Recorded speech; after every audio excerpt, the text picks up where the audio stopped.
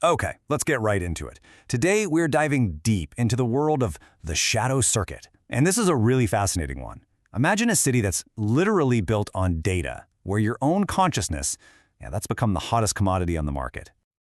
Wow, that really sets the tone, doesn't it? We're talking about the city of New Rotterdam. And you gotta picture this. From up high, it looks just like a glowing circuit board, all light and business. But when you're down on the street, it's like you're trapped in someone else's dream, and it's just massive and totally indifferent to you. And in this world, that line between the city's grid and what's happening inside people's heads, well, it's about to get real blurry. So how does a city even work like that? Well, the core idea here is something they call the substrate. The best way to think of it is like the city's collective unconscious. It's this deep, invisible river of shared thoughts, emotions, even glitches in the system. And of course, you've got these mega corporations, right? The biggest one is Nexion Dynamics, and they're basically dream miners. They're dipping into this river of consciousness and pulling out raw psychic stuff to turn into actual products. And that right there, that's the question that kicks everything off. In a world where everything is tracked, packaged, and sold, what happens when the system itself starts to dream up something new? Something so weird and so contagious that nobody can figure out what it is, let alone how to stick a price tag on it. All right, so let's get into the mystery itself, the spectral outlier. You might be picturing some huge, dramatic event, but that's not how it starts. Nope. It all begins with this quiet little glitch, a blip in the city's shared dream space that is so statistically impossible, it gets flagged immediately. Okay, let's just double-click on this idea of the substrate for a second, because it's super important. This isn't just, the internet. It's more like a psychic atmosphere. Think about it. Every ad slogan you hear, every bit of code, every little error, it all bleeds together into this collective vibe. It's like this invisible ocean that the entire city is swimming in. And yeah, something's about to breach the surface. And just look at how fast the machine reacts. This is wild. In just 23 minutes, a tiny flicker in the collective mind goes from being a random system alert to a high-priority case file on some analyst's desk. The system smells something new, and what's its first instinct? Not wonder, not curiosity. It's label it, categorize it, and figure out how to get it under control. So what is this stream that's spreading everywhere? It's really specific and honestly kind of creepy. People are having the exact same dream. They look into a mirror, but instead of their own face, they see the city staring back at them. Then a shadow with no features walks out of that reflection. And when the dreamer reaches out and their hand touches the glass, this weird, simple symbol just appears at the point of contact. It's like a psychic virus, this image, and it's spreading through the city's mind like wildfire. Now, of course, something this big doesn't just go unnoticed. This weird dream, this symbol, it immediately gets the attention of the big players. We're talking 3 powerful factions, and each one has a totally different take on what this thing is, and more importantly, who gets to own it. First, you've got Helena Reuters. She's the big boss over at Nexion, the dream mining corporation we talked about. And this quote from her, it tells you everything you need to know. For her, this new symbol isn't some profound mystery. Oh no, it's a resource. It's raw, untapped meaning. And if people are going to start believing in it, you can bet Nexion is going to be the one to write the hymns, slap a brand on it, and sell it back to them. On the complete opposite end of the spectrum, you have S. She's the mysterious leader of this underground spiritual group, Satsang. And for her, this symbol is the furthest thing from a product. It's an act of rebellion, coming from the collective soul of the city itself.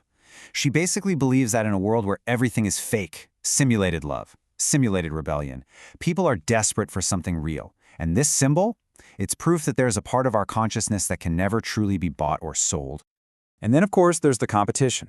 Enter Chairwoman Yao from Orbis Mineworks. They're Nexion's biggest rival. And her take on all this is just chilling. She doesn't care if it's a god or just a bug in the system. All she sees is power. A new weapon to be used in the war for people's minds. She just wants it caught, put in a box, and weaponized for Orbis. For her, a mystery isn't something to be solved, it's a market to be conquered.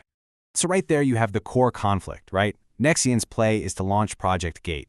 It's basically a wellness product, a guided meditation app on steroids that sells you a safe, branded experience of oneness. Satsang, on the other hand, is trying to do the exact opposite. They're teaching that the symbol points to something you can't buy because you already possess it. It's ownership versus recognition, a product versus a truth. And the corporate showdown between Nexion and Orbis? Oh, it's brilliant. It's a masterclass in strategy. You've got Nexion selling this idea of dissolving your ego, of merging with the oneness, and they're packaging it as a luxury wellness experience. So what does Orbis do? In a classic marketing move, they decide to sell fear of that exact same thing. They're developing a firewall for the soul. Think about that. They are literally trying to profit from opposite sides of the exact same spiritual coin. It's like one company sells the virus and the other sells the antivirus software. Okay, so this is where it all comes to a head. All these players are brought together for this high-stakes summit, this consortium. You've got the corporations, you've got the government, all gathered in some sterile tower high above the city, and what are they there to do? To decide the fate of this thing that's bubbling up from the collective unconscious. This isn't just a business meeting, this is a battle for the definition of reality itself. And this really breaks down the standoff perfectly. For Nexion Dynamics, it's simple. This is an asset to be owned and sold. For Orbis Mindworks, it's a threat they can market protection against. Then you have the government, the ministry, and they're worried about social order breaking down. And their solution? Classic government move. Let the corporations figure it out, but we want a copy of all the data. It's just incredible. They're sitting around a table trying to regulate a god with NDAs and data sharing agreements. And that's the real irony at the heart of this whole thing, isn't it? You have these incredibly powerful people sitting in a glass tower trying to control a deep, profound mystery of human consciousness. I mean, they're literally talking about it as a potential new religion. And how are they trying to manage it? With committees, with data protocols, with risk assessment reports. It's the ultimate bureaucratic response to the divine. But here's the thing.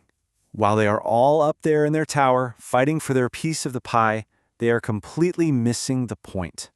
They're missing the symbol's actual message, which is simply one. The analyst who first sees it whispers, it's all one. The spiritual leader's whole teaching is that there's only one consciousness, just playing all these different parts. The CEO, the rebel, the analyst, they're all just expressions of the same system.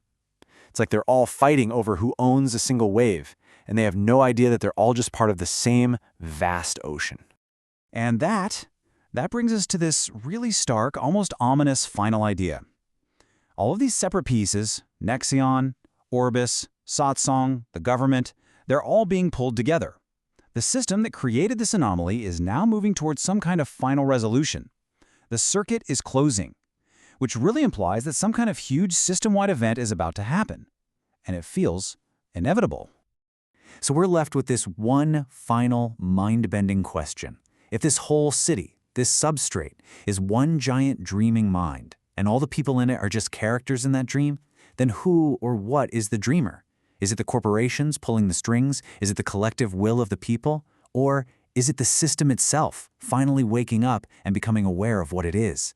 And that's the central mystery of the shadow circuit.